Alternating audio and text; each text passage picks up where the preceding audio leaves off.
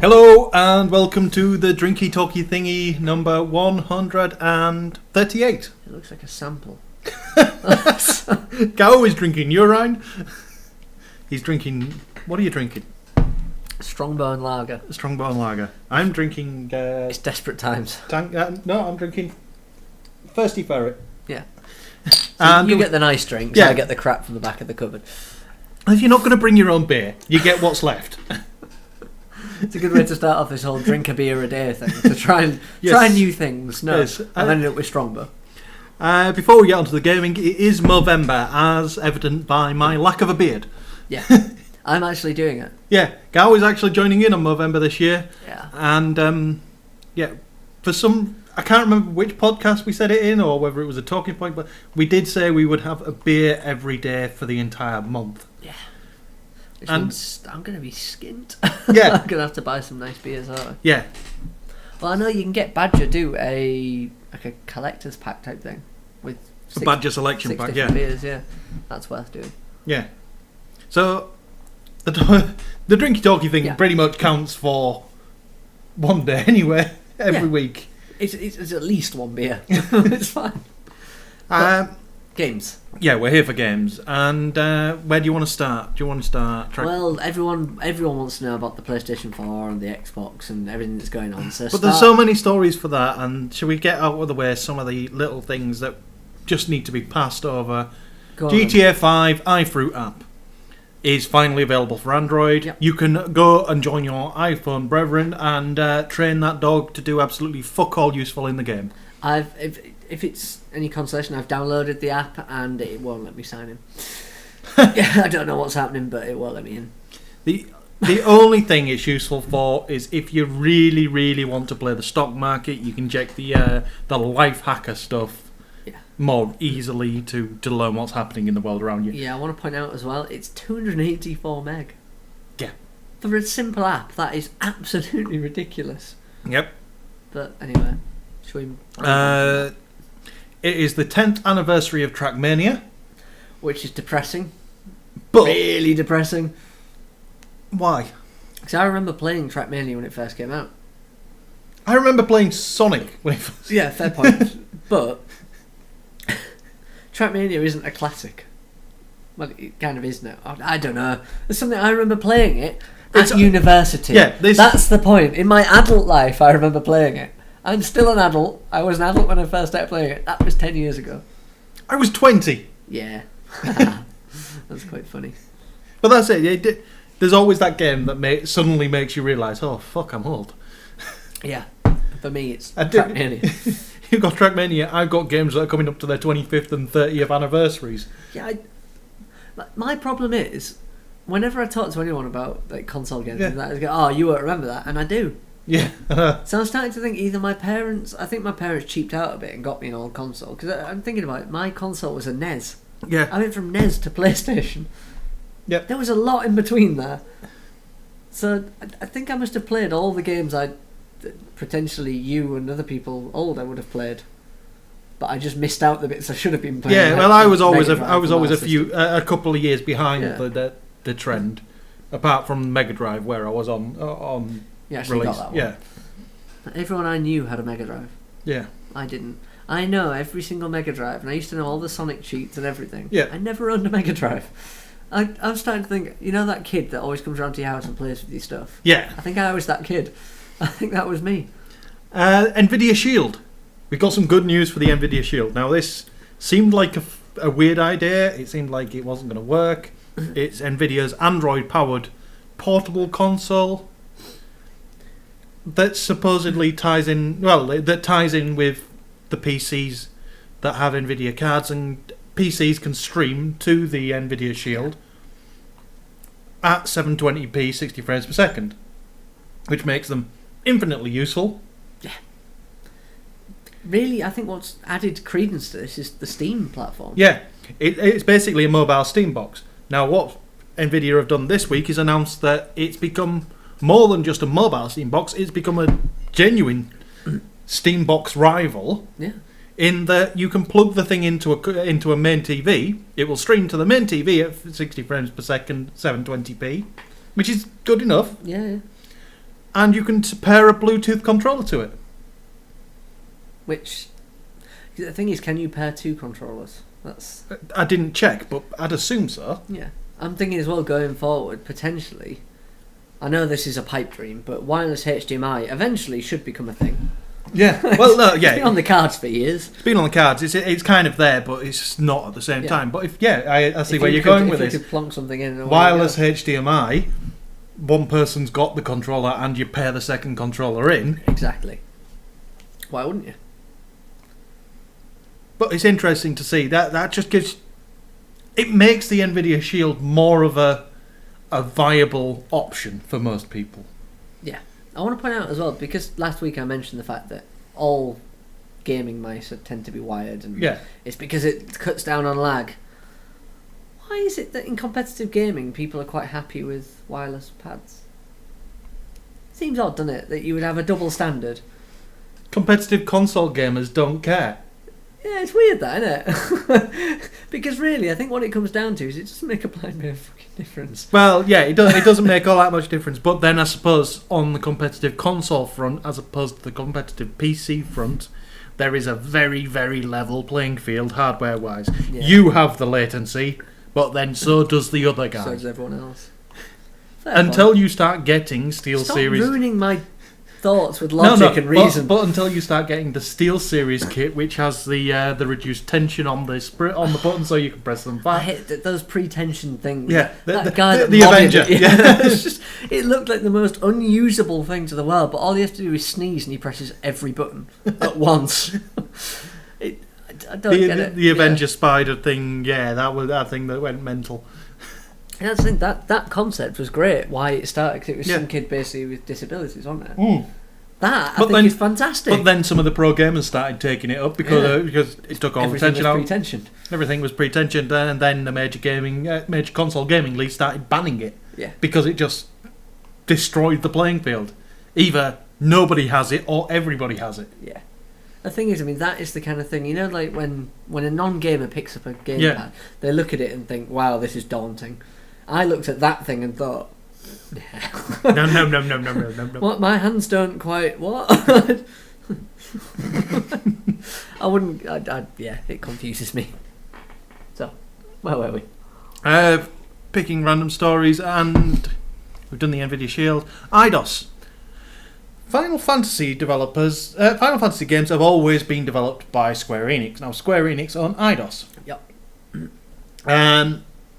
The chatter this week is that Square Enix are actually considering letting IDOS make a new Final Fantasy game, which will be interesting to see, because if they take the Final Fantasy world and where, I'm wondering how they'd do it. Would they try and stick to the Tomb Raider-esque style and just use Final Fantasy battle techniques? And I have no idea where this could go. Because the problem is, you've got... IDOS have a varied history. Yeah. Square have a varied history. But recently, Square have been doing nothing good with the Final Fantasy brand. They've been doing nothing good. Let's not beat around the bush. Yeah. Their financials are not good. No. They're pretty much... Their outlook in the gaming world is not good. They need to do something to shake it up. So putting IDOS in charge of Final Fantasy could potentially give us something a bit different. Yeah. Which would be nice to see. I don't think it will. No. I reckon there'll be so many terms and conditions on this agreement that IDOS are going to be stuck with basically another Final Fantasy game, maybe a slightly different setting. But we don't know until it happens. I've just had a thought. You want Final Fantasy in the Tomb Raider universe? They've just proven that they can reboot a franchise completely. Tomb Raider did that. They went back and rebooted, started from the beginning again. I'd like to see Final Fantasy VII done by IDOS. No, I want to see Final Fantasy chucked into the real world scenarios. That's what 13 Versus was supposed to be. Was it? Yeah. Alright, how did that work out? It's been released as Final Fantasy 15. Exactly. For the next generation consoles, maybe in 2015. It was supposed to be on the PS3 about 3 years ago. Turn-based gameplay is fun. Yeah. And it can work out brilliantly. But not everyone likes the Final Fantasy kind of setting, which, I'll be honest, a chocobo, as cool as they are, it's not really believable, is it? I mean, it's not like we have two-legged, really fast-running birds running around this... Yeah, when I decided... I'm just deciding all the mods that I'm putting into Minecraft for the next series of Minecraft videos. The first one I installed was the Chocobo mod. What is it? For some reason, the only thing... In Final Fantasy, you have these cool, awesome like, Aeons and things you can summon that do immense and damage. Everybody spends everybody spends a massive amount of time at a farm breeding birds. Exactly. The Chocobo is the best thing in it for some reason. And all it is, it's an ostrich, but yellow. Yeah. All I want... Do you want to know the only thing I want Square to do at this point? They can give up on making Final Fantasy games. Just go out, spend what remaining money you've got, and actually build Golden Saucer. I've no idea what that is. It's the big casino in Final Fantasy VII that you actually go chocobo racing in. Ah, nice. I was thinking they should release like a, My Pet Chocobo DS. Because I'm just thinking of all the kids that play with like puppies and things. See, that would be that would be the mobile game that they could do. If you for the next Final Fantasy game, if you're going to put chocobo breeding in there, make the chocobo breeding a companion app so that you can continue to breed them when you're not. And you could go to the chocobo races, bet on your chocobo. Yeah, I'll bet on other people's if yours is retarded. Let's be honest, if I was in charge of breeding chocobo, it'd run backwards. It would just be useless. There's their companion app, because the companion apps are here to stay. There's no getting away from them. I'm not against it. I'm not opposed to it if they add something to the main game. So as long as you can tie your chocobo breeding in your companion app to your real game, so that when you log into the real game, you can jump on that golden chocobo and go find Ultimate. Yeah, I'll be honest. What I wanted, let's say GTA as an example, you've got a phone in GTA. Mm-hmm. Why is it not on my phone? It makes sense. Yeah. To have it on your phone, because you could do the whole. Well, what annoys me, you come out of a mission, you have tons of cash on you, you have to quickly deposit it before somebody kills you. Yeah. While you're depositing it, you can't see anything around you. It's the most frustrating thing in the world, because you can hear engines revving in the distance. It may just be that I play too often with Roy online, and I think he's coming to kill me. See, the first thing I do is drive myself into a river. Why? Because if you're underwater, they can't shoot you. What, just access your phone there? Access the phone, as long as you do it fast enough, you don't drown. I'll stick to my approach, actually. I'll just hope to God I don't get shot. Well, even if you drown, you don't lose your money. Because nobody else has killed you. Yeah, this is the bit that gets me as well. I got killed with 10 grand on me. Yep. And I thought, well, shit, I've just lost 10 grand. It went down like $10. So some guy just, I don't know, he just like killed me and left me. That's just 10 grand. Yeah. But I don't know. Maybe I'm misunderstanding how GTA works. Maybe you don't lose all your cash. You don't lose all of it. You lose some of it. But if the person's clever, they just follow you around. Because you only spawn a small distance from where you are. Yeah, I was made ever bloody clear of that the other night. When some guy shot me, I regenerated. He ran up and shot me again. Yeah. So I regenerated, tried to shoot him, and he shot me again. It turns out I'm not very good at this whole gunplay thing on Grand Theft Auto. I like aiming. There's no aiming involved. Sorry, chocobos. Fair enough. RuneScape. RuneScape are doing a good thing. Now, RuneScape's been going for quite some time. Browser-based MMO. Yeah. Everybody's played it at some point. I haven't. Really? Yeah, you basically said it in the title. MMO. I avoid them like the plague. It's too much effort. Fair enough. Well, most people have played it at some point, and a lot of people are still very addicted to it, despite the fact that it is a very old game now. It's been updated a couple of times. I think it's now RuneScape 3. It is the perennial MMO, isn't it? Yeah. It's been going for so long. Well, it's because it's purely browser-based, and that means kids at school can get into it because it's browser-based, because they don't have to install anything. This month, they are doing something for charity. What they are doing is allowing players to donate their in-game gold, and for every 1 million in-game gold that's donated, they will donate $1 to charity. Now, this only kicked off yesterday or the day before. It's only been going a couple of days. And where is the real-time tracker? At this minute, they have raised... Oh, fuck. It doesn't actually say the amount. In-game gold. In-game gold. 139.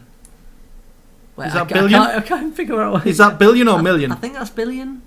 Yeah. Billion. Meaning they're looking at 13.9 thousand dollars that they have to donate. Yeah, which is not bad going, is it really? Because they don't have to do any of this. No, they don't have to do any of this. They're doing it. They're not getting anything from it. And I don't know what any of those are. But no, but that's just an incredible thing to be doing. It's the well of goodwill. Hats off to RuneScape and Jagex for doing this. I kind of get the impression as well that this is a long-term thing.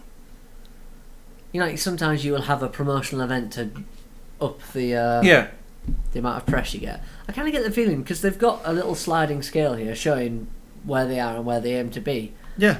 And they're aiming for 1 trillion. But then it's only been going for a couple of days, and they're at the at the 140 billion mark. Yeah, but it kind of... And it's for the entire November. Ah, fair enough. But still. So a 1 trillion target for November, that's still a substantial donation. Yeah. So 1 trillion, I'm trying to figure out what this would be. It's $1 for every 10 million gold pieces. And a trillion is 1,000... I'm going to guess... 1,000 billion, 100, so 100,000? it's about 100,000. That's pretty good going, isn't it? But the question is, will Jagex stop if it gets to 1 trillion? If it goes beyond the trillion, will they honour it? And I bet they will. Yeah. That's in this kind of thing. I mean, there are a lot of platforms that, I mean, they grumble. They allow for social donating. So, sorry, social donating. Basically, charities get money for your actions within games, and this is a similar kind of concept. This is historic actions as well, because it basically any player that's gained a massive amount of money. There's one guy here who's donated 5 billion coins. I mean, that's just silly. But in game, he had nothing to do with them. So wait, is that 5 billion or is it 5,000 million, and 1,000 million is a billion. If it's an American billion. Yeah, I know, but some people put comma instead of dot, don't they? So is that 5.273 million? Well, they're a British company, so it's definitely a comma. Sorry, yeah. Either way, that would be bullshit anyway. So yeah, that logic. That guy's donated 5.2 billion coins to the fund. Jesus. Followed by second place. That's Rolly. And second place is Lobster Dog, who has an awesome name and has donated 4.1 billion. I mean, you'd be a bit pissed off, wouldn't you? Because clearly Rolly here is, king of the hill. Yeah. If you were Lobster Dog, you'd want to donate just a bit more. Because he's not far off. But now, this is where it comes into it, because it's the entire November, there's a competition between them. And Lobster Dog will be playing his bloody balls off to get that extra... He better be. I want to see Lobster Dog at the top, just because he's got a cool name. And a ridiculous avatar. Yeah. He's got pink hair and a blue hat. It's just silly. But either way, RuneScape good. Where are you going to go? I don't know. Where do we want to go? HD remakes for Nintendo. They recently HD remade Wind Waker, and it sold like stink. It's literally flown off the shelves. By the bucket load. In as much as any Wii U title can sell by the bucket loads, because there's not that many Wii U's out there to sell to. Basically, looking at the stats, every single Wii U owner bought it twice. I'm assuming they're going to count for the sales it got. Yeah. Yes, I'm taking the piss. Yes, I know. But let's be honest, Wii U it's not doing well. Well, we've got the other stories for the Wii U. We'll stick on the Wii U now. Nintendo have said that they are contemplating other HD upgrades. That they're not discounting them as something they can do. So they're looking at the likes of Mario Sunshine, Mario 64. Yeah.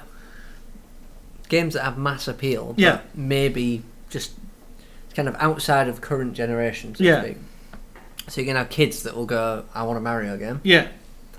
They won't have played Sunshine, they won't have played N64 games, they won't even know what an N64 Well, no. is. No, you're not thinking laterally enough. Basically, what you're looking at is the parents with kids that are now getting up to gaming age, that are looking back on their gaming history and going, Mario 64 was the best Mario. The nostalgic effect. And they're going to go, here you go, son. Bump. Play this. It's awesome. I wonder how well these stand up to the test of time. Yeah. Because we've played nostalgic games, haven't we? Yeah. And sometimes you go back, you play it and you think, what the fuck is this? I can counter that with just the last games night we had. Micro Machines, Aladdin, and Sonic. Three most played games at that games night. Yeah, fair enough, but they're all very simple games. Yep.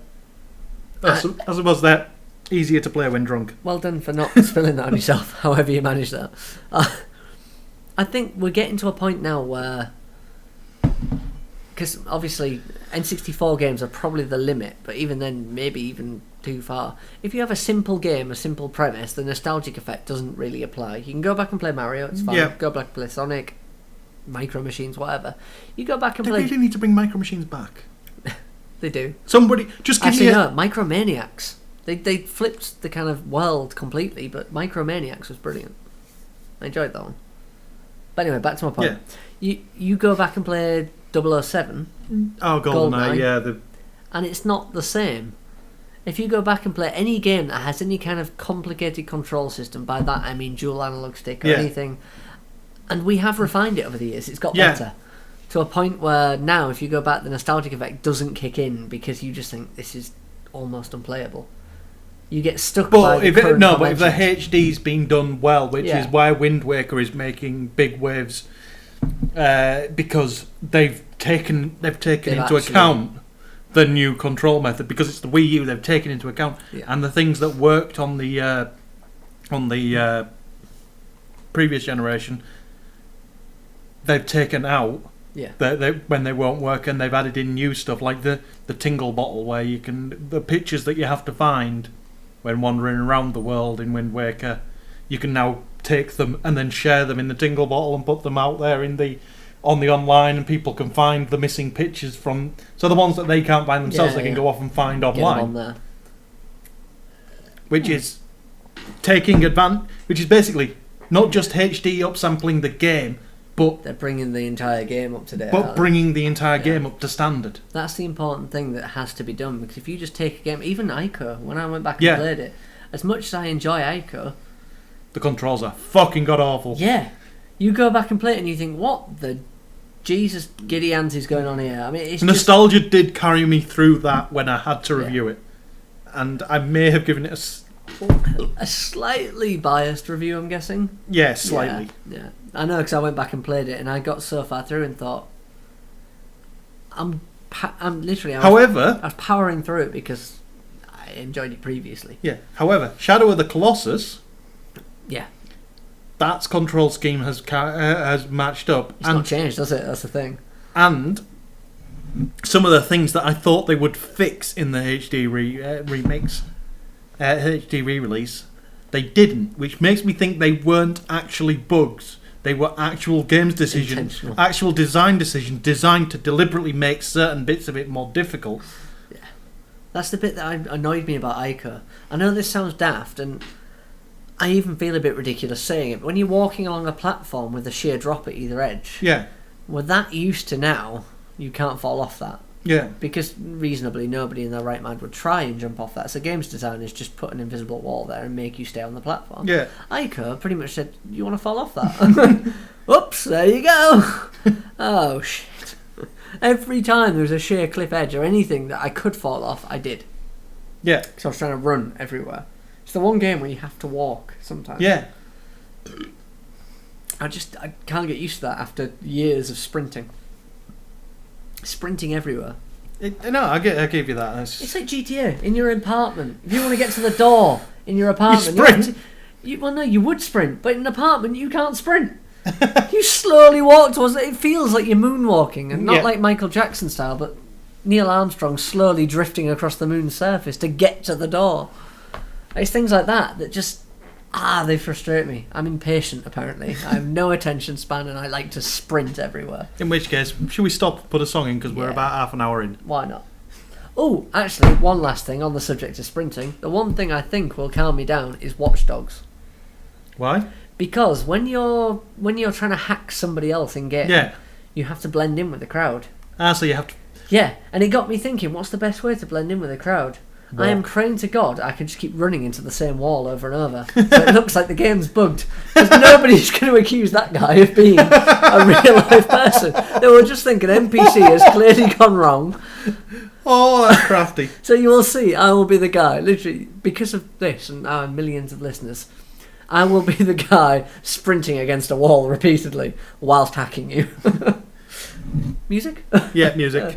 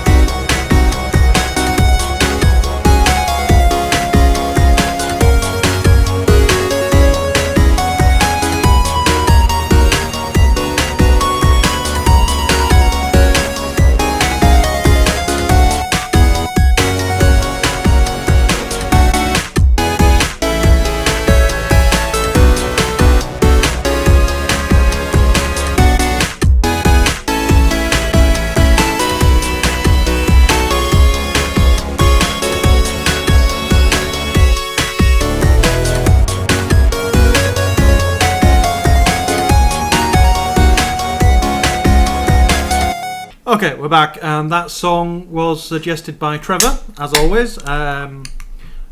Apologise, because the fact all these weeks, he pointed out, all these weeks, we have never actually credited his Twitter account, which is at Electric or eclectic?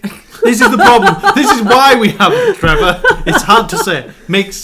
I think it's mix eclectic. Yeah, you can check that. I'll double check. You carry on. The song was The Moon, which is a remix of the DuckTales track from the video game by Analog by Nature. I can probably get it out faster. It's mix eclectic. There we go. There will be a link to it in the podcast post this week. He's a nice guy and he's certainly not Canadian. He has been providing... Or is he Canadian? I forget. He's been providing songs for this podcast for well over 100 episodes. He has. And deserves to be credited for that. He does. I like the fact we have connections overseas. Well, it's nice. I even got him right. He should be proud. He's on my Facebook. Is he? I have people I went to school with that aren't on my Facebook. Yeah, but the people you went to school with are a bit of a bunch of twats, well, that's really. it. Anyone that annoys me gets deleted from Facebook, and Trevor comes across a nice guy, so I thought I'd keep him on there. That sounds like I'm a really arrogant twat. Basically, I don't like people. That's not how it does it. Yeah. No, I agree with you. But yeah, Facebook it should be for people either like-minded or people that you actually would talk to in real life. The only reason I've kept some people on my Facebook page, on my Facebook list, is literally to spam them with the shit that I need to sell. Nice. So they get spammed. Probably shouldn't put that in a podcast. I assume it's not the regular people that you're talking about. It's not the regulars. The regulars the regulars don't get spammed with. But yeah, we've got to get this podcast over 100 listeners at some point. We've been doing it for 2 and a bit years. Well, people are saying, "Are you doing a podcast this weekend?" It depends. I'm getting drunk. If that helps. There may be a camera. This is the thing. Everybody we know knows we record a podcast, but not one of them fucking listens. We don't listen. I do. Oh, I don't listen. I have to because I have to edit it. Yeah, the problem is I literally turn up because it's nice to have a catch up and a few drinks, and I kind of learn about games and things while I'm here, so it's useful. I see this as education more than anything else. This is like school for me, but with beer. There's nothing better. Actually, that's, so basically, it's more like college. That's college. Yeah. Anyway. Right, so where are we going? We've done more Wii U news, right? Nintendo, more specifically Iwata, has admitted that the Wii U is not a worthy successor to the Wii. Yeah, he's basically admitted what we already knew. Yeah. Even then, the Wii isn't something that you technically had to succeed. No. The Wii was pop music. Yeah. It wasn't anything tangible. It was literally, it sold and made lots of money very quickly, but in the long run, it's going to be easily forgotten. Yeah, the Wii was Miley Cyrus. Yeah, exactly. There we go. The Wii is Miley Cyrus. It's dirty, disgusting, but you love it. No, it's not Miley Cyrus. Because think about it, a Wii had a very short lifespan. It's bad. It's crass. It's commercial. And it very, very quickly got relegated to a dusty corner. Yeah. If you go through the life cycle of a Wii, is you buy it, you play lots of games, you smash your TV, and then you stop playing it. The great thing is there's enough people in the world, and that appealed to enough people in the world, that could last 4 months, it didn't matter. Yeah. So for 4 months of a console, you would play it and then forget about it. Yeah. But there's that many people bought it, that those 4 months just kept it going and going and going and going. And well, I didn't play it much. I got it, I played it for a bit, and then I stopped. And I think that's the same for absolutely everyone. It generally only ever came out when there were people in the house other than us. For Mario Kart, Smash Brothers, yep, and the only and single Superstar player game, Soccer, the only single player game, Mario Galaxy. Oh, Zelda for me. Everyone has one, don't they? But nobody has both. I had Twilight Princess. See, I put tons of time into Zelda, but not Mario. I don't know why, but Zelda was my crux. I just kept playing it for Zelda, and that's the only reason I had that console. I got a Rock Band Guitar Hero kit for it, but it's purely because it was the console I had at the time. Yeah. But Mario Galaxy. I know I should play it. Really, really play it. Borrow it. I've got it. I don't know. He's getting the Wii out. I know, but it's worth it. It's just that good. I would actually go as far as to say Mario Galaxy is one of, if not the game of the last generation. Yeah. No. Maybe mass appeal, but not. No, it was that good. I'll just take your word for it. But I'm gonna nah, I can't take your word for it. There were. I know it was a good game. I found nothing wrong with that game at any level. I enjoyed every second of playing it, even in the levels that were really difficult and frustrated the fuck out of me. I was enjoying it. I suppose it's one of those games where you get exactly what you expect. Yeah. So you can't really argue. It was a perfectly formed Mario game. Yeah. I'm starting to like the games that do things a bit different, and maybe that's why I'm not so fussed about playing it. Because I like Last of Us. Yeah. I like games that start to kind of just deviate from the formula. It's all well and good messing with the formula, but what worked for Mario Galaxy was the fact that it took the formula and it went, this thing's shiny, but this pile of polish here, whee! Yeah. And now it closed. It's basically, it did for platform gaming what WoW did for MMO gaming. Yeah. It just made it grabbed everything that was perfect and went, here we go. Yeah. So there we go. What is your dog eating? Dog biscuits, generally. Fair enough. Was there any other Wii U news, or was that it? I think we're kind of it. We've got Steam, which this... Oh no, there was the EA financials. Now, this is why... This is one of the reasons that the Wii U has been shown as a failure. So Nintendo themselves admitted that it hadn't made the Wii U it wasn't a successful successor. And EA had their quarterly financials, and that's the wrong story. That is completely the wrong story. They announced of the $695 million they made in the last quarter from software sales, so game sales. Yeah. Only 3% of that were Wii and Wii U games. Now there is a bit of salt to throw on that, in that EA long since stopped making games for the Wii and Wii U, so it's kind of a chicken and egg. If you've got no games there to sell, then you can't make money out of them. Yeah. But the argument is that they don't make the games because they know they won't make the money. Yeah. Which, to be fair, has always been true for most... I'm trying to think of it. The N64 was probably the last console where third parties made a shit ton. The Dreamcast, the GameCube. All of my best games on GameCube were Nintendo games. Yeah. The Wii, all the best games were Nintendo games. There was a few. Rabbids did well. Yeah. Ubisoft did well out of it, and that's probably why they jumped on the Wii U so eagerly. But generally speaking, Nintendo do well out of Nintendo consoles. Yeah, Nintendo. Basically, what needed to happen before the Wii U? In fact, what needed to happen back when the Dreamcast was wrapping up was Sega shuttering its development team, its hardware team, partnering, just basically bite the bullet and go, right, look, let's end this. The pair of us will make a console together. The pair of us will put all of our best titles behind it. Yeah. And PlayStation wouldn't have stood a chance. Nintendo and Sega versus the unknown Sony at that point.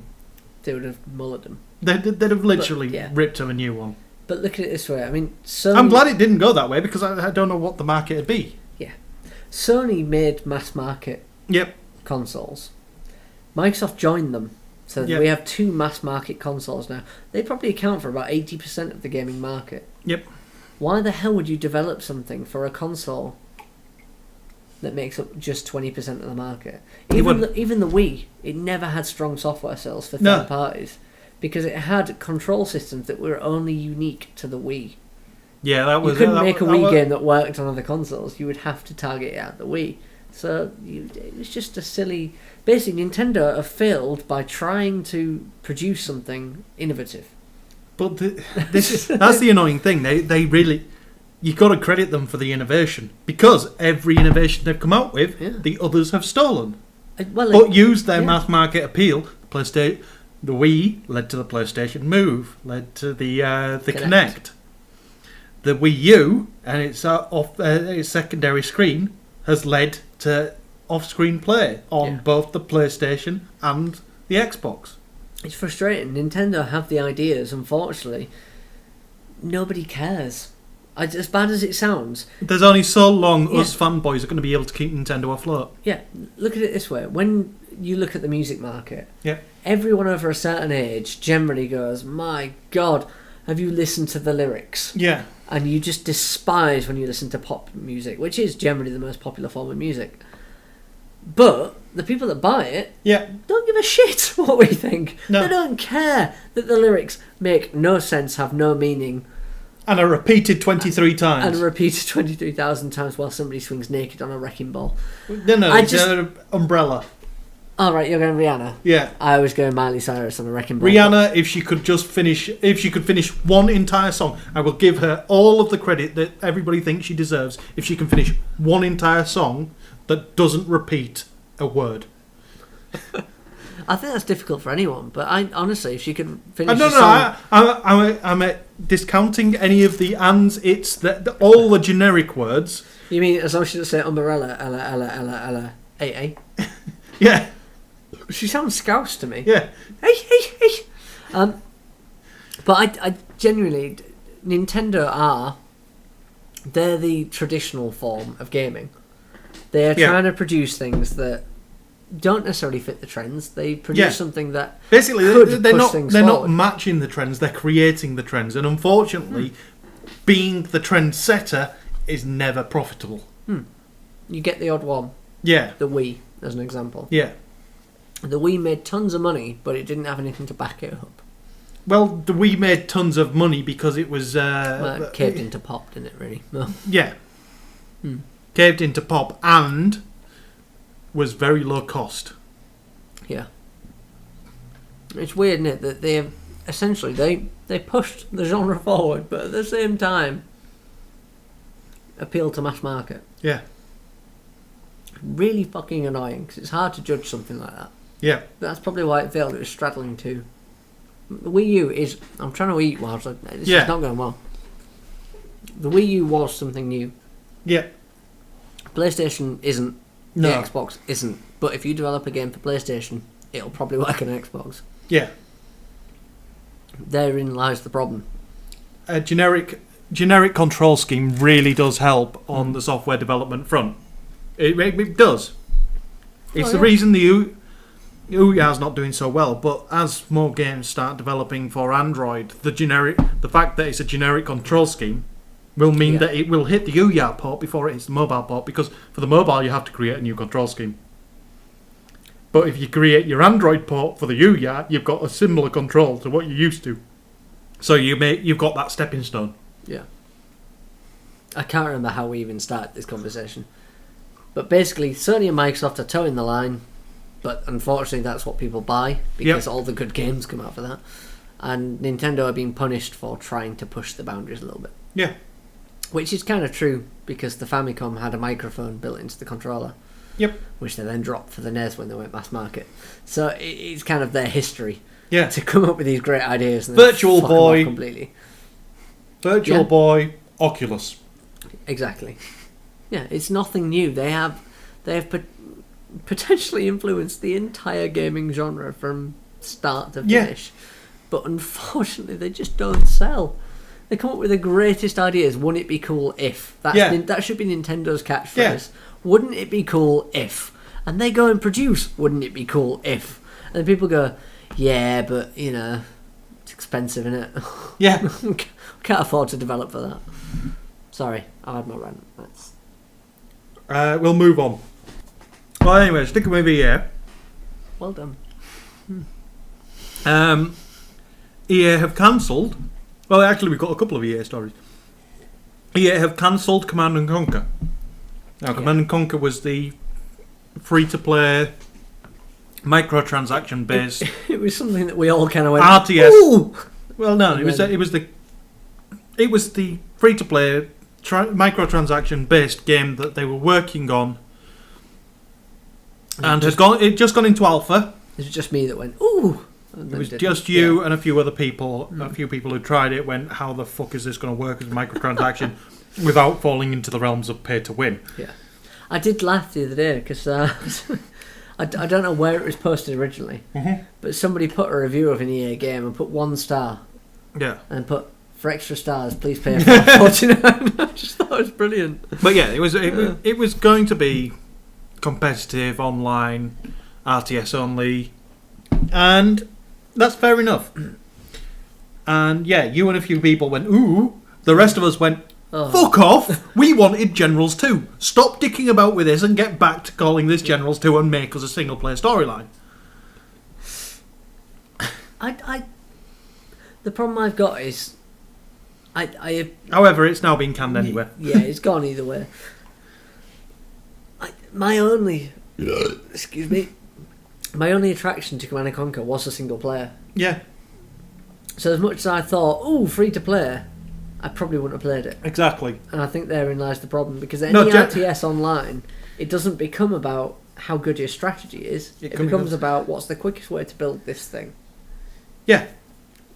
Oh, which is no. It becomes how good your strategy is, because I have seen StarCraft games that are, basically, it was originally Generals 2, and then they decided to retool Generals 2 as this Command and Conquer, which was the online RTS thing. And the problem is that it went into alpha, and basically everybody panned the alpha because it was shit.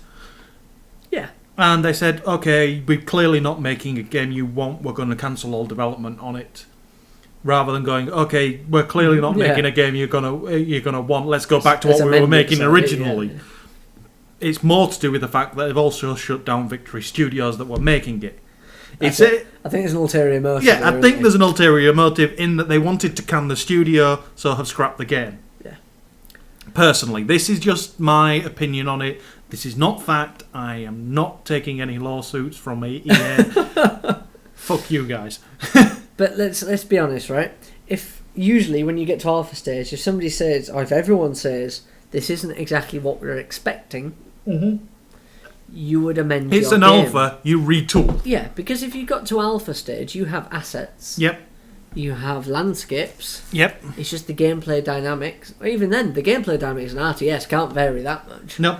It's the monetization system that would potentially affect this game. So it sounds like they were just looking for an out.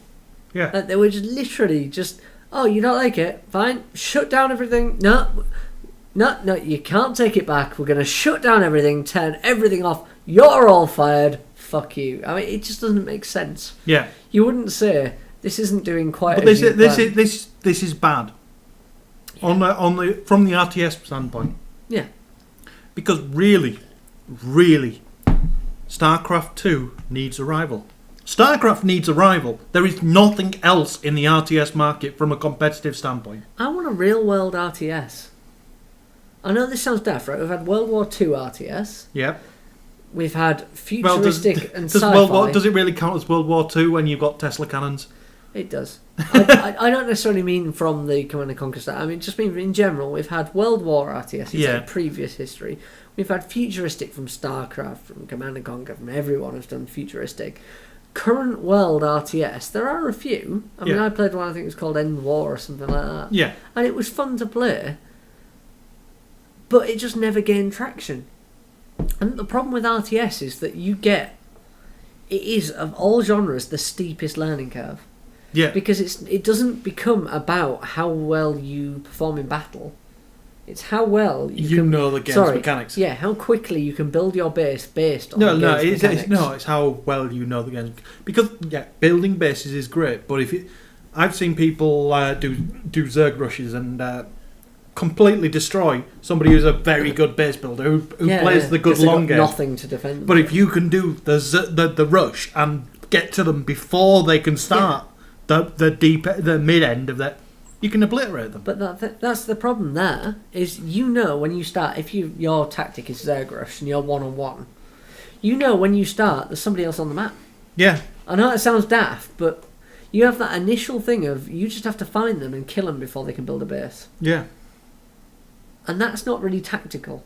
No, but it is. Sounds daft, No, but it is. But just... when you get, okay, not at our level, but when you get into the competitive levels, it is tactical because the players get known for certain gameplay styles. So you can and I've seen some incredible matches because I do occasionally watch online matches, and I've seen some incredible matches of StarCraft where known turtlers have literally just gone all out rush and because the other player is building themselves to a strategy because they know who they're playing. They know their preferred play style is to turtle up. So they're building to counter that.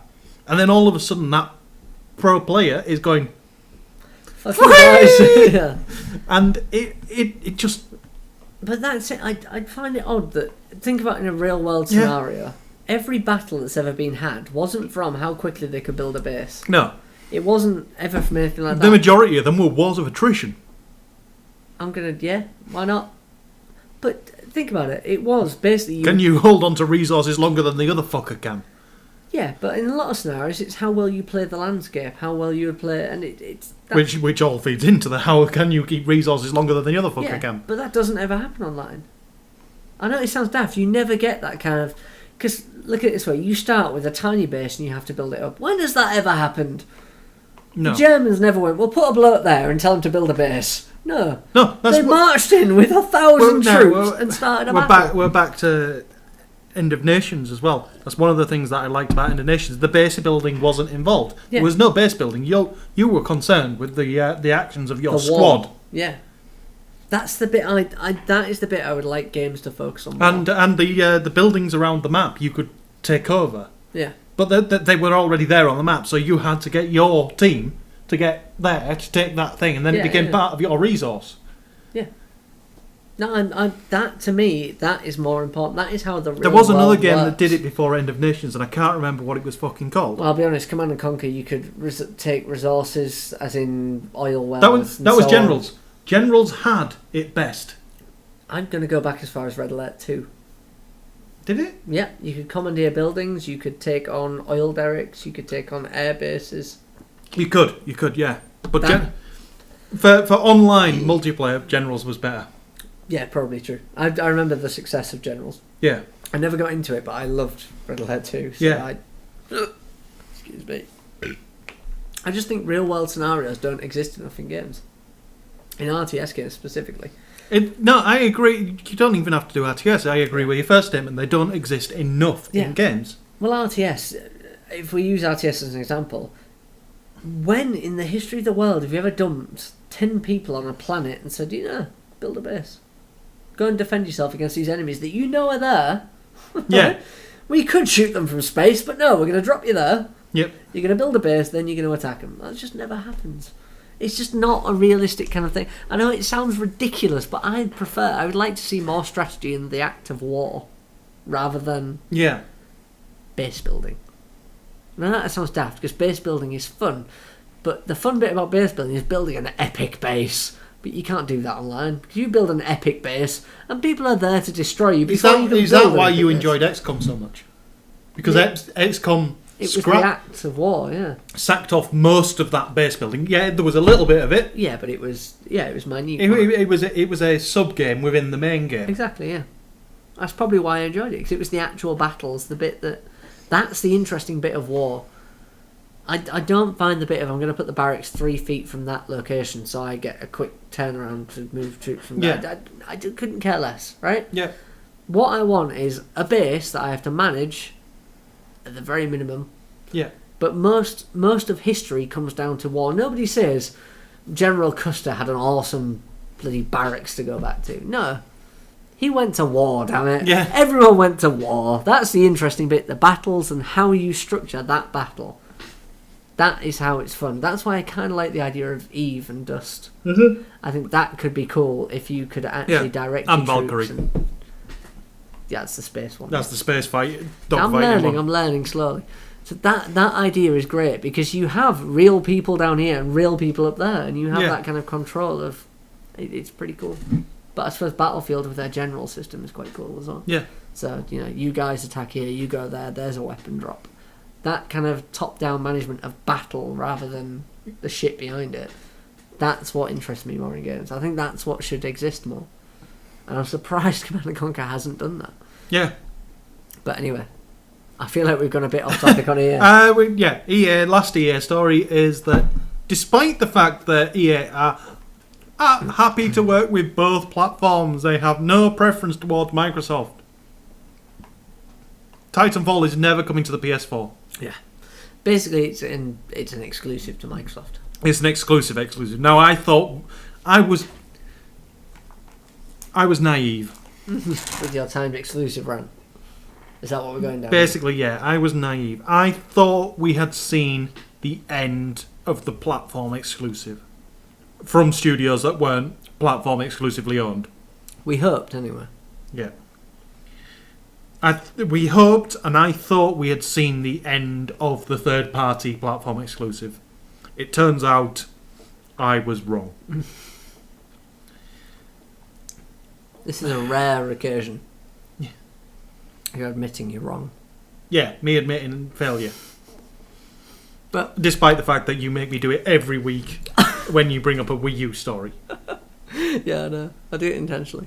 But I can understand where you're coming from with this, because it doesn't make sense to have platform exclusives. No. Well, actually, it does. I think your premonition will come true in a couple of years' time. That everybody has. When everyone has dual platform, it makes no sense. It really makes no sense. So it may become true, but currently it sells platforms. Games sell platforms at the moment. And let's be honest, looking at the launch titles for either console, neither of them look spectacular. Nothing. Yeah, it's just it's abysmal, isn't it? Yeah. The first party games coming out for both are interesting, but nothing spectacular. Yeah. All the spectacular looking ones have been pushed into early 2014. Yeah. At the best. Weirdly, the most spectacular looking game is from Ubisoft. Yeah. I find that absolutely phenomenal. If you think where Ubisoft started and where they are now, because they've always been that mediocre developer. Yeah. But they've had Assassin's Creed, which has been a massive boon for them. Yeah. They've now got Watch Dogs that they're looking at. The Division looks awesome. Yeah, but the Watch Dogs... The Crew looks awesome. Watch Dog, Division, Crew, all pushed back into 2014. Yeah. But it's going to be a shit Christmas for anybody who's got the next generation consoles. But as a company... Yeah. No, as a company, I don't fault them. Ubisoft are just... I'm surprised. Because when you look at the value of Ubisoft compared to someone like EA, EA are huge and they churn out shite with the odd Battlefield and the odd... Yeah, I'm running out of ideas here. No. Ubisoft don't really... Apart from Assassin's Creed, Ubisoft don't really have an annual. This is the difference. Yeah. In Assassin's Creed... have the annual, don't they? Activision have an annual, and EA have annuals. EA have hundreds of annuals. They have the sports genre. Yeah. Entirely. I worry where Activision are going, because the Call of Duty franchise is coming close to an end. Yep. They have absolutely nothing beyond Call of Duty. I'm worried that they're going to start milking Blizzard. They might have to. But even then, Blizzard, really, I mean, they're their own entity, kind of, aren't they? So yeah. But I can't... I've got a dreadful feeling that we may see the resurrection of StarCraft Ghost. Now, StarCraft Ghost was the FPS that was being made based on the StarCraft universe, and it got canned because it wasn't very good. Kind of like Command and Conquer Renegade, for example. Before... Its early stuff looked like it could be playable, it looked like it would be entertaining, but it did... Blizzard, this was pre-Activision Blizzard, pre-Acti-Blizz. Blizzard went, no. It's not working. No, it's not happening. I'm scared to see that we may see FPSs based on the StarCraft universe. But look at it this way. If anyone could make an FPS based on the StarCraft universe, it's probably Activision. But they wouldn't do it justice. They wouldn't. The ironic thing is, at the moment, the publisher that could do the most impact, give you what you'd probably want from an FPS from that kind of universe would be EA. Yeah. Because EA have Battlefield, and they're doing the whole. They don't do. Call of Duty is very much battle one-on-one. It's a person versus a person. That is how Activision works with Call of Duty. Yeah. Battlefield is it's more about the battle. Yeah. It is literally you have a bunch of people versus a bunch of people, and then you have somebody that potentially we don't have this yet. I suppose Even Dust is the war. Yeah. It's the top-down view of everything that's going on and how you progress forwards. That is what we're missing at the moment. We missed that tie-in. Even Dust is the closest thing we have. Yep. But EA have the battles. Activision have the kind of the one-on-one combat. Yep. I don't know how you could differentiate that. Because it's not the battles, it's not the war. Because you don't ever have a tank run into a Call of Duty match. No. It's just one-on-one. EA have the battles with tanks, planes, helicopters, everything. Yep. And then Eve and Dust have that top-down view. I'd love to see that in more places. Eve has the universe. Yeah. Eve has the bigger picture. Yeah. That's what they have. Well, think about it. If you think of the history we can apply to, we have D-Day. Yeah. You land on the beaches and attack. That is one battle in an entire war. Yeah.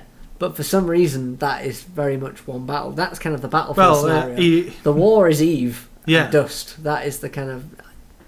I feel like games could go further. Yeah. A lot further. I don't know how you'd manage that, though. This is the problem. We'll stick with... Right, here we go. PlayStation 4 and Xbox One news. I've been putting it off. In fact... Let's do this. Pause a second. Do you want another beer? Yeah. Yeah, I do. Right, so as we drunkenly covered... Yeah, we paused for beer. I ran out of beer. I needed to go get beer. We paused. I was going to pretend we didn't pause and just carry on, but I suppose seeing me go from this to that, it might kind of, They'd probably have guessed, but then it's not like we haven't pretended in the past. Yeah, fair point. We did it earlier, actually, in the podcast. But covering let's just draw a line in the whole drunken ramblings about this game should be real, damn it. And go on to what is actually happening right now. Yeah, we've gone through everything else. We're now, because I've been putting off the PlayStation and Xbox news, because it's primarily PlayStation this week and not on the positive. Good. It's not good. Finally, it's happened. Yeah. Like PlayStation they have not released anything bad. Yeah. Until now. And I feel like they've done this on purpose. Well, because they've got the pre-orders, it's close to launch, fuck it, let's tell them all what they're getting. Yeah. Whereas Microsoft came out honest from the start, and they may have ballsed up certain aspects, and they could have had a better console than they're releasing, had they handled the PR properly. Yeah. But they didn't, and they haven't, so it's not going well. But Sony have come out and released an FAQ on all of the bad and good things. Well, all the things that the console can and can't do, and it's all very much like we were expecting.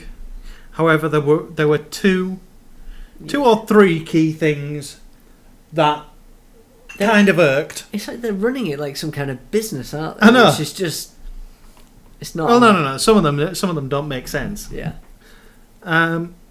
The three main ones. The first one, yes, it's running like a business. Their announced fact that you can play your own music in the background of any game is still true. However, in order to do so, that music has to be within Music Unlimited, the PlayStation service, the Sony service for music. Which is just dirty. I mean, that's just wrong. Coming from a Spotify bloody subscriber, that is just wrong.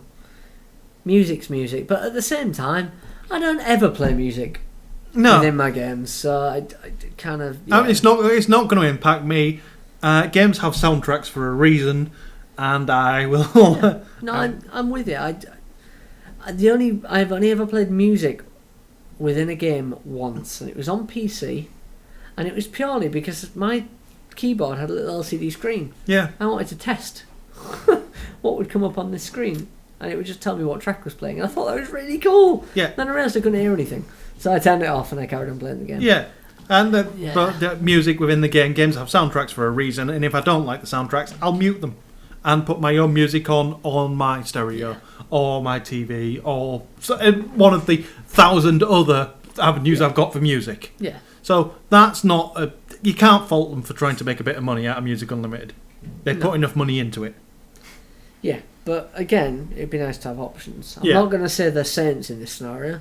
I would like to have the option to play Spotify through my games. What they announced that is bad is the fact that the console won't have MP3 support, won't have audio CD support, and won't have DLNA support. Now, DLNA they created, didn't they? They are the founders of DLNA. Yeah. Did I say that right? Yep. Yeah, why not? They basically they are one of the founding companies, so it makes. I think they are the founding company. Yeah. The idea is it's the media server software. Yeah. The media server connection that all pretty much all media capable devices now follow. Yeah. It's a bit of a kick in the face from Sony because they again pioneered this kind of thing. They did try and say that the reason they're not supporting it for the PS4 is that statistics show that no fucker used it for the PS3. Well, this is where it comes in. Basically, all of this is pedantic nonsense. Yep. I'm not going to say that Xbox is better or worse or anything, but from the entire viewpoint of Sony is I've never put a CD in my PS3. Yeah, the audio CD support I can get behind. Yeah, right? Okay, so let's use this, right? I've never put a CD in my PS3. Yep. Never. Not once, not even bothered, waste of time. Because people don't own CDs, and they certainly don't put them in their PlayStation. Yeah. Okay, so there's one completely gone, not an issue. I can't see a single argument for that one. The next one, DLNA. I use it. I'm not sure I do. I do. Right. The bit that gets me is accessing a network resource is not DLNA. Simply playing a file that's on a network isn't DLNA. However, the drivers on the PS3 do not support MKV files. I download a lot of stuff in MKV, which means I need to play it via the DLNA interface in order to make the thing work without silence. That is the one occasion where you would need to do it. So I download things in formats that aren't supported by the PlayStation, so therefore DLNA works. But imagine, what if the PlayStation supports these formats? Then I've got no purpose to use it, but I would probably find something that doesn't quite work, and at which point having the fallback, having DLNA as a fallback, solves the problem. Yeah. Basically, DLNA, as I understand it, is pretty much your other device plays it, and it sends through the feed to whatever you're playing it on. So PlayStation to PC, your PC would play it, and your PlayStation just streams the feed. Yeah. So I kind of understand. I love you. Seriously, I'm never leaving. So that is the only one that to me is a big... Yeah, that's a big no-no. They haven't put it in there. In the teeth. There was another one. MP3 support. No, MP3 we've kind of covered, kind of. Because MP3s, again, you shouldn't be playing MP3s during your game. I'm sorry, I find that annoying. No, but if you're going to swap out the music... Now, there are games where... don't do it, but there are games like... Think Need for Speed. Where you can add your own music into the playlist and then it pops up as just part of the game soundtrack, as if it's part of the game soundtrack. SSX did it as well. So any music on your system could be pulled into the... So having the capability to play MP3s and drag them into your game so that they're as if they're part of the game, not something separate like... I think there's fireworks. Yeah, I think there's fireworks going off. But yeah, I like the idea, but my problem being that it's not a deal breaker for me. Yeah, look at it this way. What was the best thing about the Tony Hawk's games? Soundtrack. Exactly. The soundtrack matches the game sometimes. However, if you're playing classical music while you snowboard down a hill, you're doing something wrong. Some people might love do that idea. I'm going to do that when I get SSX back. Who's got SSX? Craig. Oh. Who's got everything that lives in this house? But yeah, the point is that MP3s have a purpose. I don't mind them saying Music Unlimited is what you have to do for music, for background music, but they shouldn't also discount you using your MP3s, your own MP3 collection. Can you do that on PS3? Yes. Can you? Yes. All right. This is it. This is where it's all. This is why everybody's annoyed. It's because it's taking away features that the PS3 had. I can't help but think this is very much a case of you're taking away something you did previously, despite the fact nobody used it. Linux. The original PS3 could support Linux. Exactly, but The later ones couldn't. But absolutely nobody used it. Apart from the people that did. Yeah, but there was very few. I know there was very few in the Linux case, but I think there'll be a fair few more in the DLNA and MP3. And I understand, not from a business standpoint, I understand them. However, I can't as argue. one of DLNA I cannot argue against, but MP3 and CDs I can. no CDs, I agree. No, but no fucker. Anybody who was doing audio CD on their PlayStation. No, sorry, I've just found the counter argument to audio CD in the PlayStation. What's that? Vib Ribbon. Okay, fair enough. Re-release Vib Ribbon, give me back audio CD support, job done. In fact, no, don't give me back audio CD support, give me Vib Ribbon, give me MP3 support. You know audio DVD. Sorry, audio Blu-ray exists now, right? They do? How about that for a fucked up format, right? Audio Blu-ray. How the fuck does that work? Same as audio DVD. There's audio DVD? Yep, audio DVD exists as well, just no fucker uses it. It works on PlayStation. If you got an audio DVD, it'll work on PlayStation. This is the problem. You've got so many formats, you're going to piss off someone if you cut some out. Yeah, fair enough. And I think PlayStation have just literally gone by numbers, not by passion. Yeah. Okay, so that makes sense, but yeah, it's still a bit of a downside. Microsoft didn't hesitate to jump on the bandwagon and go, we support these things, by the way. Right, I want to point something out here. Because Microsoft have put me off a little bit with this one. It's all well and good saying we support this, but by saying we support MP3 via the Play 2 option on Windows devices is pretty... That's like saying, buy a PC, you can play MP3s on your Xbox. That's not suitable. Buy a CD player, you can play PlayStation. Basically what they said is, we support DLNA and MP3s via DLNA. Yeah, but think about it this way, right?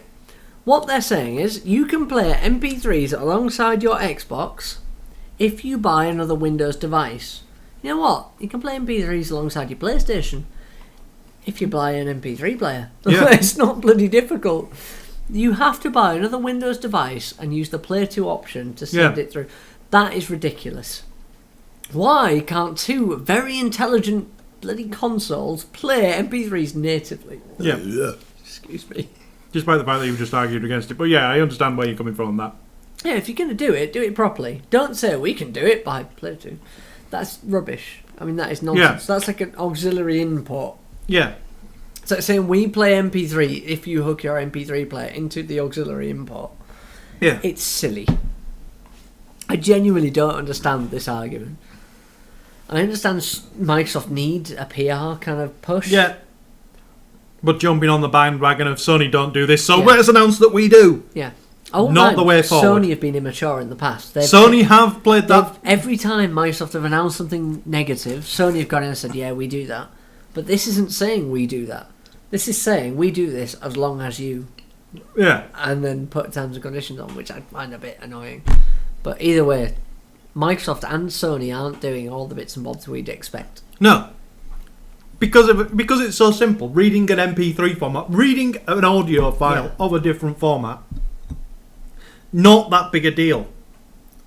Just fucking put the support in there for it. Exactly. If you can get toothbrushes that can play MP3s, then fuck it, your PlayStation should. It is that simple. I've seen a toothbrush that plays an MP3 so that you can hear the sound in your head as you're brushing your teeth. The problem here is not literally that we have a use for it. Yeah. It's the fact that we have this all-intelligent device that can play high-definition gaming, but it can't play an MP3. Yeah. I feel it's nothing to do with gaming anymore. It's nothing to do with use anymore. This is purely the fact it won't play an MP3, but it can play a high-definition game. Yeah. It's just annoying. It's not even that we want to do it. It's just that it should. It's like saying a Wii U should play a DVD. Yes, it should. Exactly. See?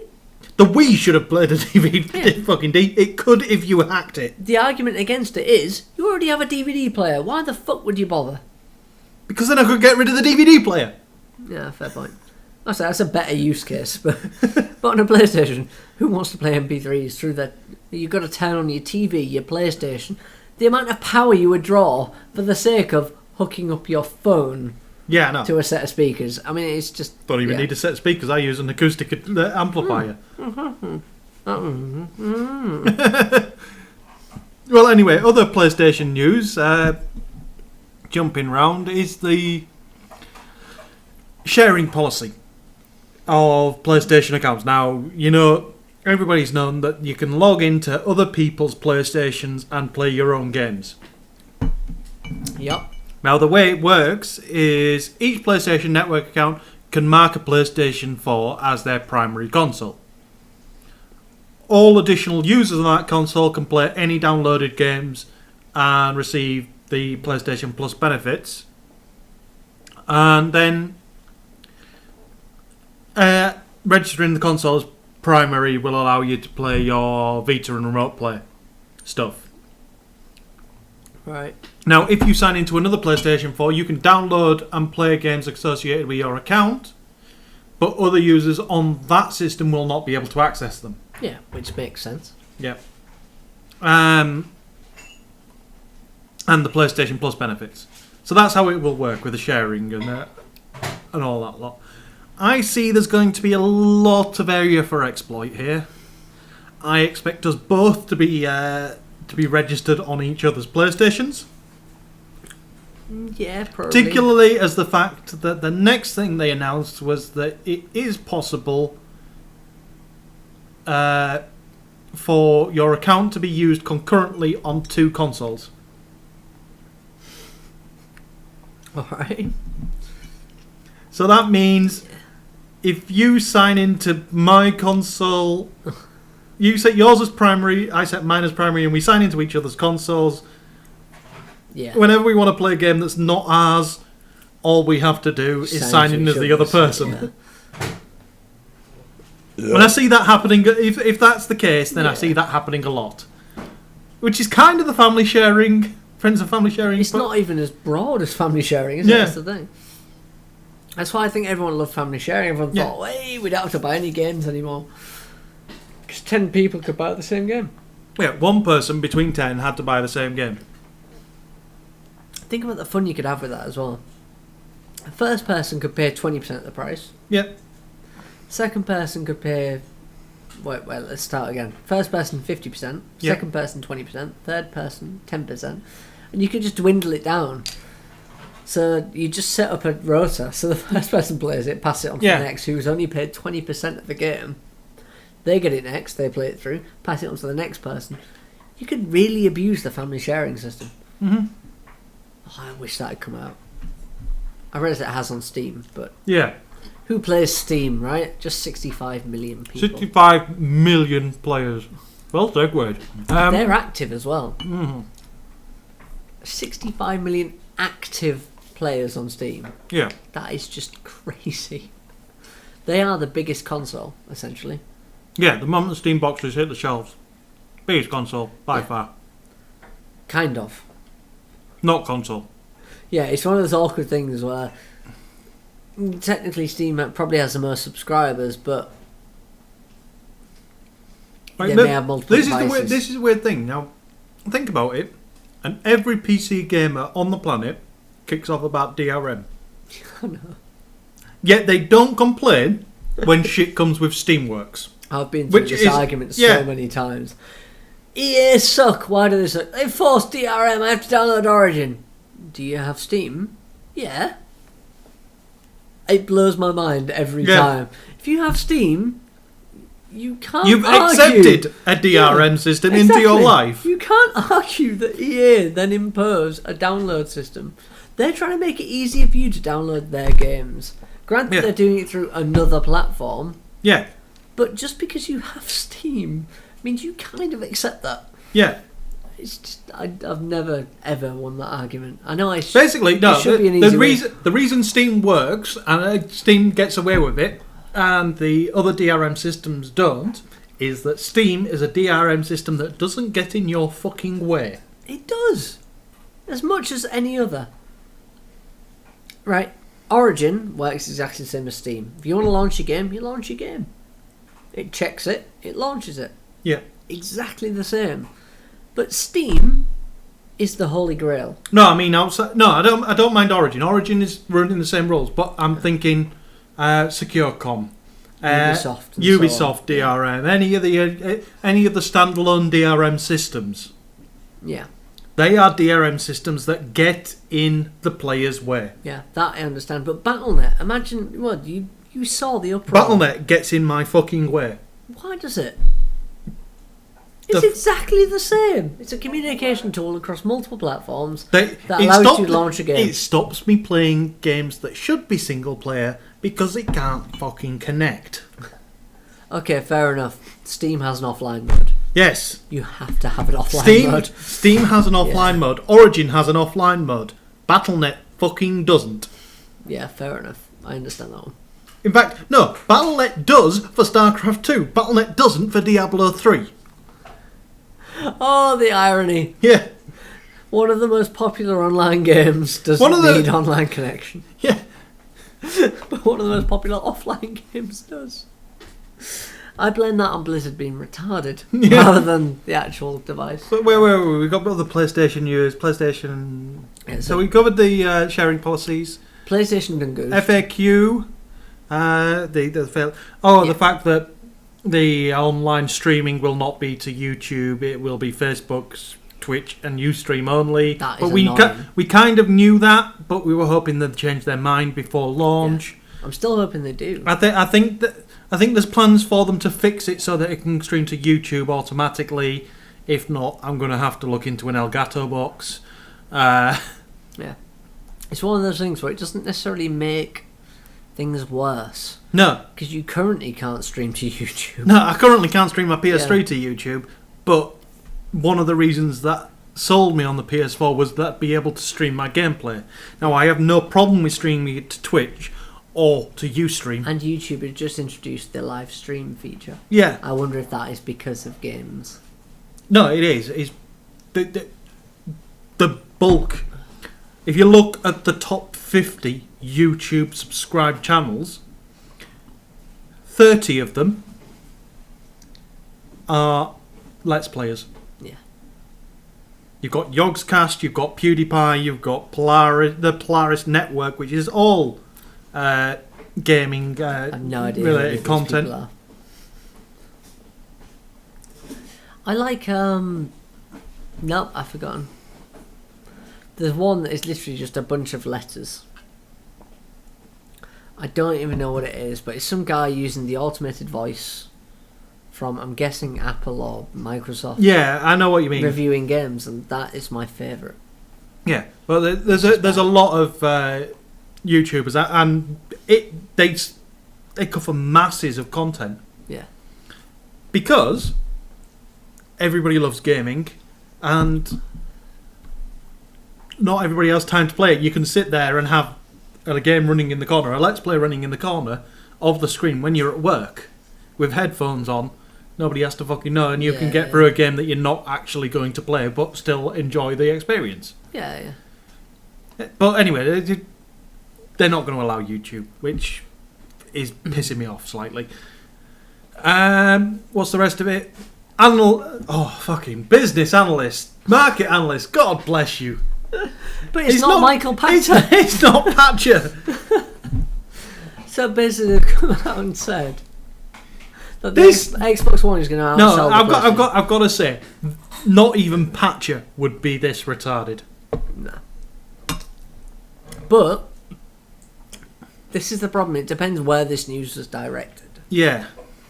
Because he's come out and said the Xbox One will outsell the PlayStation 4 at launch. His reasoning for this, or their reasoning for this, is the fact that the eBay price of the Xbox One is 60% higher than the retail price. But the eBay price of the PlayStation 4 is 50% of the retail price. Yeah. Now, what that would suggest is that the Xbox One is more popular, which is all well and good. And What it may to- be. yeah. It may be in America, It may be in America, but America isn't the world. but what that says to me, rather than the Xbox One is more popular, is that the Xbox One is a lot harder to get hold of than the PS4. Exactly. Supply and demand. It's nothing Yeah. to do with who wants it. Yeah. Price only increases when demand increases. Hmm. So if the Xbox One is 60% higher than its retail price, then that says that the Xbox One is a lot harder to get hold of than the PS4.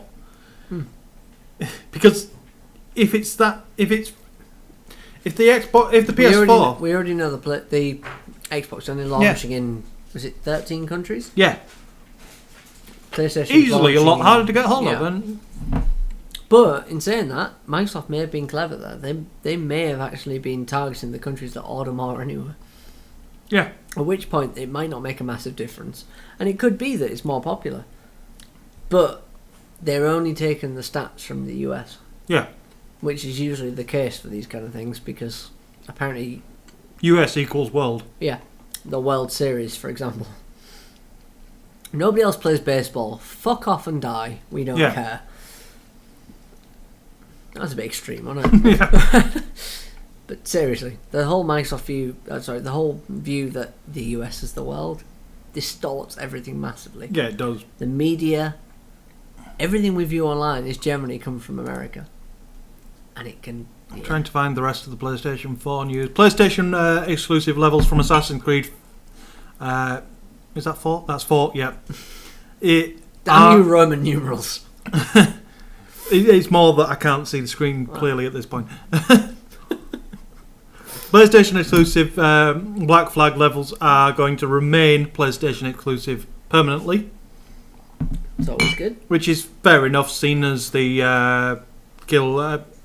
Titanfall is going to stay Xbox exclusive. Xbox director has come out and said he's a bit annoyed. He didn't say this, but he kind of it's kind of read. We're entirely with him on Yeah. this, aren't we? The where's the quote? Because the quote is better. I will make one small comment. There is a bizarre phenomenon going on right now, where in the frenzy for news, drama, and behind-the-scenes dealings, it is clouding logic and reason. There is nothing going on behind the scenes nearly as interesting as everyone would believe. Yeah. Basically, what it's saying is the fact that we're all just working our asses off to get things launched. We're not doing anything out of the ordinary. We're just finishing off those little bits. We're to not, make sure it all we're not launches having well. the mass because this all came from massive rumours that the Xbox One operating system was suffering from severe performance issues. If that was the case, they wouldn't be launching. Yeah, if they were suffering from severe performance issues, even Microsoft would go, this launch date, yeah, we're going to have to push it back. Yeah. They're not daft. They're not retarded. They wouldn't launch a buggy system. Yeah. But it's got to a point now where, it's been proved in the past. Yeah. If you make a rumour, Yeah. send it out to the right people, Yep. it will appear across multiple news sites. Yep. And it's never good. Give it 3 sites and it'll have forgotten where the source was. Yeah, exactly.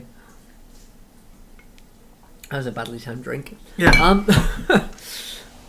But in this situation, he is literally defending the fact that they've done nothing. They've released no information. They've done nothing out of the ordinary, but rumours have come up. I didn't read this next quote. Next quote is brilliant because it kind of sums everything up. It's like Xbox One has become Britney Spears back when every part of her life was under constant surveillance by the media and paparazzi. Every detail, relevant or not, could be taken, fed, digested through social media and emerge as a completely new beast in the span of a day. Yeah. Because that's what's happening. So, one day Microsoft are working on the OS and things become a bit sluggy.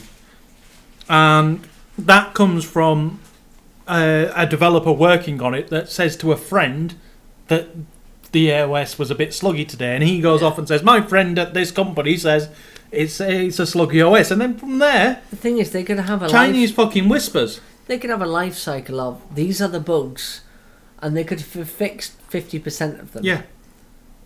And people would look at it and go, my God, look at all these bugs that are still left, and they'd tweet about them constantly and constantly report about these new bugs. Yeah. But they could be getting fixed at a rate of 1 bug a day. Yeah. I mean, they'd be gone by the time of launch. It's absolute nonsense. But it's the same. Yeah. Every time Xbox releases something... Because Xbox is... No, this is the thing. Xbox is getting a bit of a bad time of it. Because Xbox has got the bad reputation for this launch. Yeah. Every bad rumour about Microsoft is just being accepted as gospel. Well, I'll be honest. As far as this has got now, Microsoft looks to have a better launch than PlayStation. Yes. It's not a secret. It's not biased kind of reporting because we are PlayStation fans. But Microsoft has a better launch. Yeah. They have a few more exclusives, and literally, I mean, a few. It's like 1 game difference. Yeah. The platform exclusives, both of them look to be launching with 22 titles. Yeah. Oh, to be entirely honest, both of them have quite a weak launch. Yeah. It's not good. I would say Microsoft have a slightly better launch. Microsoft are slightly better on the exclusives, on the platform specifics. Yeah. But they both seem to be launching with exactly the same third party. Exactly. It's not this big kind of thing where one console's much better than the other. They are pretty much equal to start with. Looking at early demos of Battlefield... Here's the thing though, the launch titles are one thing. So they're both launching with 22 titles. The launch window... Well, now I hate that phrase. I know.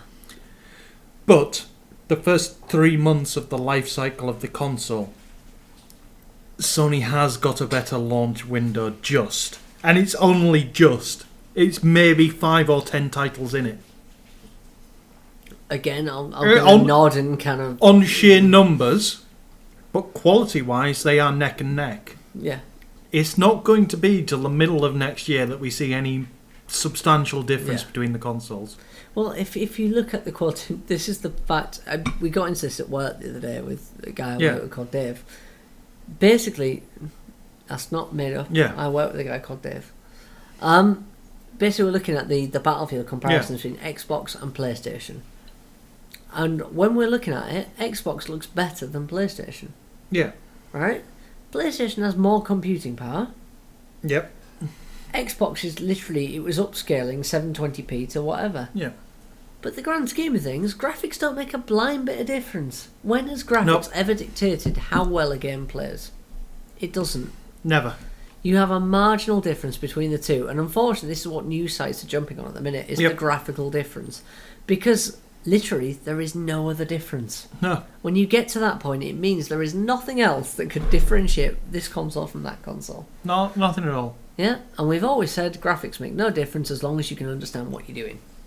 Yep. So, bollocks all the way through. As long as each console can render a game, it doesn't really matter which one you get. Buy the one which suits you best. Yeah.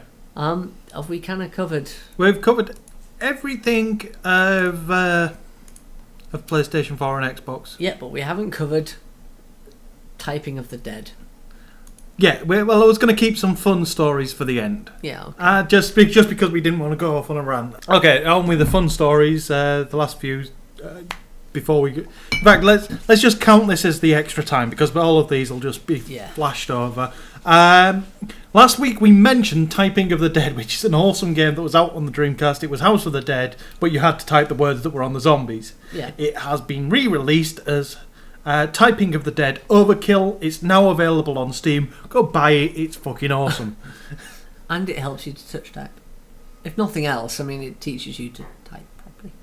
Or it teaches you how badly you type. Yeah, fair enough. UK TV personality Jonathan Ross has been hired by Xbox as these. executive producer. I hate these kind of hirings. I wouldn't mind, right? Jonathan Ross is a geek. No. Do you want to know what this says? Microsoft know their market for the UK. They know their market is 30 to 35. Basically the generation that will still classify Jonathan Ross as relevant in any shape, size or form. This is the problem. Jonathan Ross is a massive geek. And he is. I would love to spend time talking to Jonathan Ross. I imagine he's a really nice guy. I'd have a real laugh talking to him. If they wanted somebody a bit more relevant, they could have probably gone with Dara O'Brien or possibly Graham Linehan. But I have them all of the same kind of thing. This is massively a marketing campaign. Yeah. Because RIM have done it recently. Sorry, BlackBerry. Research in motion, yes. I knew what RIM meant. Have done it with Ashton Kutcher. Yeah, seriously. Really? Yeah. Basically, they take a big... What is he relevant for in any shape, size or form? Well, this is the problem. They take somebody that is big, but uses modern technology... Yeah. And they treat them as if they are some kind of glory amongst men. However, I just don't they get recently released BlackBerry Messenger for iOS and Android. Right. And it is now one of the most popular downloads for those platforms. Because BBM is just all... huge. He's just huge. The idea is it's completely anonymous. Yeah. Whereas recently, iMessage, whatever it is, Yeah. came out as not being so anonymous and easily working out. So, yeah, I can understand why that's done well. But this whole thing of hiring, I mean, it's a common trend now where they will hire a celebrity to be a producer or whatever. Yeah. And it comes across as a massive marketing campaign. Nothing more. I understand Jonathan Ross probably has quite a bit he can input. Well, he has been a film director a couple of times and Yeah. he's done... But I wonder if you could input... You know, it's like, for example, you could play an MMO game, you could say, this is what's wrong, that's what's wrong, that's what's wrong. But could you necessarily say how to fix it? I know it sounds ridiculous, but I could play an FPS and say, it just doesn't feel right. Yeah, it's... But I couldn't necessarily say exactly what's wrong. And I wonder if it's the same with... Just because he's a celebrity... If you'd have picked any other genre, I'd have probably been with you, but MMOs, I could probably tell them what to fix. Yeah, fair enough. I've played enough of them. Fuck you, damn it. No, that's just more a case of I've played that many of them Yeah. that I know what's wrong and You why it's spot wrong. the obvious flaws. But in FPS, for example, you can go through an FPS, like, for Yeah. example, Crossfire. I could play Crossfire and say, yeah, actually, this is a really good game, really enjoyed it. And it could fail miserably. Yeah. It's not saying it did fail miserably, but it didn't necessarily do as well as they wanted. And this is the problem where, really, the difference between Call of Duty and Battlefield, to me, appears to be marketing. Yeah. I genuinely, and I think this is where celebrities are coming in, because celebrities are marketing power. Yeah. Jonathan Ross says, I've helped make this game. You might think, actually, yeah, I'll give it a go. And I know it's probably not as superficial as that, or I hope it's not as superficial Well, as no. that. It is the mass market. The mass market will fall for that shit. Gamers won't. I would hope so. But it's not the gamers that they're selling to anymore. No. It's the everyone mass else. market. Yeah. Because they know the gamers are going to go out there and buy the shit whether they sell it or not. Yeah. Hence my argument of, I'm buying a PS4, I can't afford it and I won't play it. Yeah. It's there. We will buy it regardless. Yeah. The last two stories... Well, okay, two more stories. World of Warcraft has named its lead actor for the film. I've not really heard of him.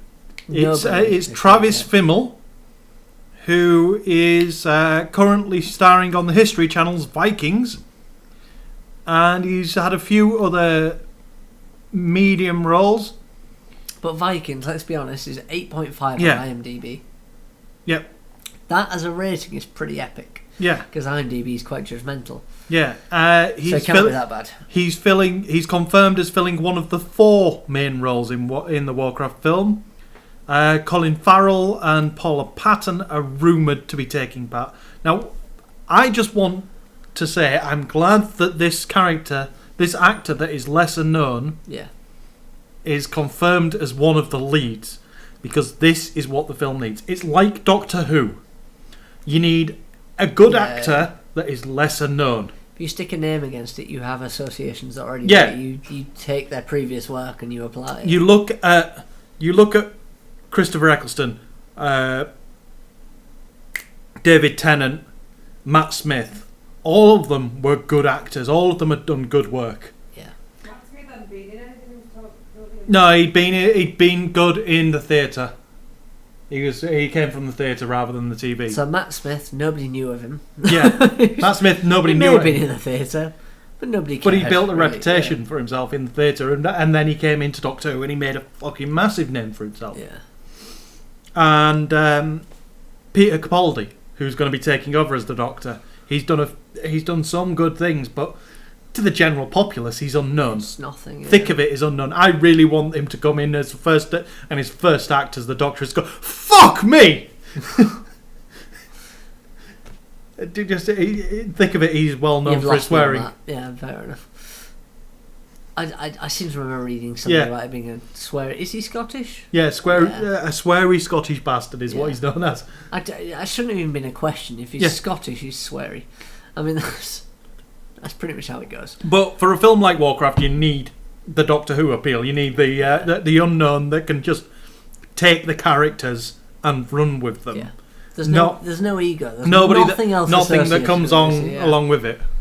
Well, they become the characters. For example, Colin Farrell. You take a look at that. You instantly think Irish, slightly arrogant. Yeah.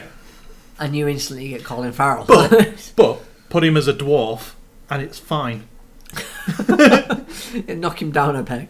Wow, that sounds harsh to dwarfs. No, but all dwarfs are slightly Irish and arrogant. Yeah, fair enough. Yeah, makes sense. It's a weird thing. The I can't remember the name of the dwarf from Lord of the Rings now, but look at the dwarves in Lord of the Rings. They're greedy. They're Gimli. That's the one. Arrogant, overimposing, but actually a heart of gold. Yeah.